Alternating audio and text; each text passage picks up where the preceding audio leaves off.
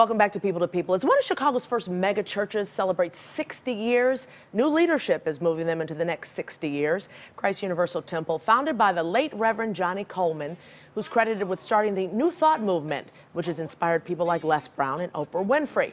Well, joining us today to talk about the anniversary celebrations and the church's legacy is Reverend Derek Wells, who took over the helm some 5 years ago. Yes. And was it interesting for folks to adapt to the change? I mean, to have a new leadership after so long having Reverend Coleman? Sure. I think after anytime you've had a leader who has been in the pulpit for 50 years. An icon. Yes. Yeah. It's the transition from that leader to whoever assumes the mantle after that person has its own challenges. But as for me, it's been a really, really wonderful experience. The growth has been excellent. The people have been wonderful, and we've been able to accomplish some really wonderful things in a little more than 5 years. 60 years, wow. How do you carry on a legacy that was building for so long? That is the million-dollar question, Yeah. right? So I think you just have to do a number of things at one time, right? You have to really be comfortable with who your predecessor was, right? And you have to be comfortable with who you are not. Right. And then right. you have to, at the same time, come into your own, find your own voice, identify your leadership style, and then move in the ways in which God is moving you in that particular season. Yeah, and I'm sure that's tough for you too, because you're a different person. Yes. You want to make some changes, but you don't want to make them too quickly, because that'll jar your congregation. Yes.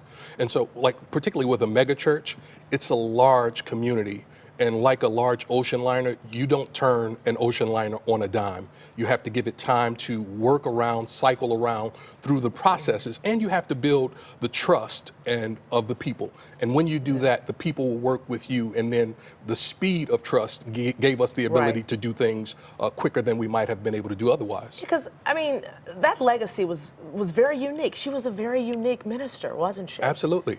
So a non-centric message, woman, black, south side of Chicago, with unparalleled success. Right. I believe the first megachurch in the city of Chicago. And so there were just so many things that she did. I like to identify her as the perfect storm, right? And she helped lead the way for how people began to use their minds as a way by which they could come up out of the conditions that might have been besetting them. And so she was incredible. She was a pioneer in so many ways, and I'm honored to have been passed the mantle to move this God idea forward. So how do you move it forward the next 60 years? There have been a lot of changes since it started. Yes. I mean, there's social media, there's a lot of violence going on. There's always been violence, but now we're a lot more aware of the violence. There's police brutality that's been brought up to light, no longer under the radar. That's right. How do you deal with that moving into this new 60 years? Yeah. So nowadays, I think all organizations have to find the place wherein they synergize together and work together across the various platforms of what they do.